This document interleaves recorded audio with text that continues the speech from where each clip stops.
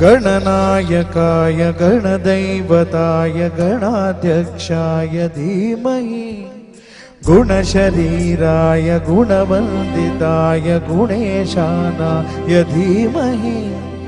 गुणाधीताय गुणाधीशाय गुणप्रविष्टाय धीमहि